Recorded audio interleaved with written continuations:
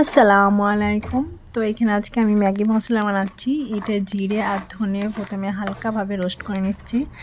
এটা অবশ্য আমি ইউটিউব থেকে শিখেছি। বাচ্চাদেরকে এইভাবে খাওয়ানোই ভালো, কারণ ম্যাগি মশলাটি যে আমরা বাজার থেকে নিয়ে আসি ওইটার মধ্যে আজিনামোটো থাকে, যেটা একদম স্বাস্থ্যের পক্ষে ভালো নয়। আর বানানোটাও খুবই সহজ। এখানে আছে শুকনো লঙ্কা, দারচিনি, এলাচ, গোল, লবঙ্গ। খুব একটা ভাজতে হবে না, মানে হালকা জাস্ট একটু গরম করে নিতে হবে।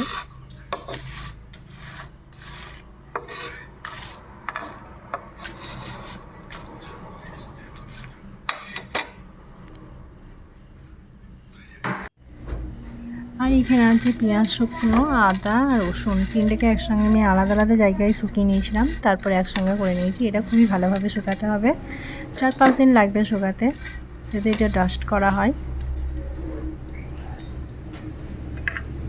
সব একসঙ্গে দিয়ে আমি এবার মিক্সিতে পিষে নেব।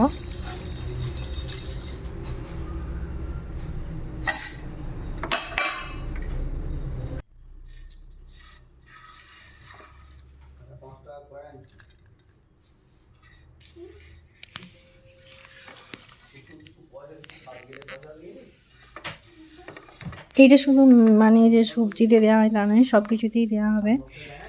ম্যাগিতেও দেওয়া হবে, চাউমিনেও দেওয়া হবে, কোনো বাড়িতে সবজি রান্না করলে সেই সবজিতেও দেওয়া হবে। আর সেন্টটাও খুব ভালো লাগে। এই যে আমার পেস্ট হয়ে গেছে। এর সঙ্গে দেবো নুন আর চিনি, কাশ্মীরি লাল মির্চি আর কর্নফ্লাওয়ার দিতেই হবে, নাহলে টেস্টটা আসবে না। আর আমচুর পাউডার, তো আমি আমচুর পাউডার আমার বাড়িতে ছিল না আজকে, ওই জন্য দেওয়া হয়নি। বাবু খেয়ে বলছে খুবই সুন্দর হয়েছে। ও তো সব কিছুতেই ম্যাগি মশলা নেয়। এই যে দেখো কেমন হয়েছে। আর ম্যাগি মশলা এমনিই বাচ্চাদের খুবই প্রিয়। ও তো ম্যাগি করতে গেলেও যেটা থাকে ম্যাগি মশলাতে সেটাও একটু খেয়ে দেখে যে কেমন। ওদেরকে তো ম্যাগি মশলা খেতে খুবই ভালো লাগে। এই যে আমি পেস্ট করে ভরে রেখে দিয়েছি, এটা অনেক দিনই চলবে এখন।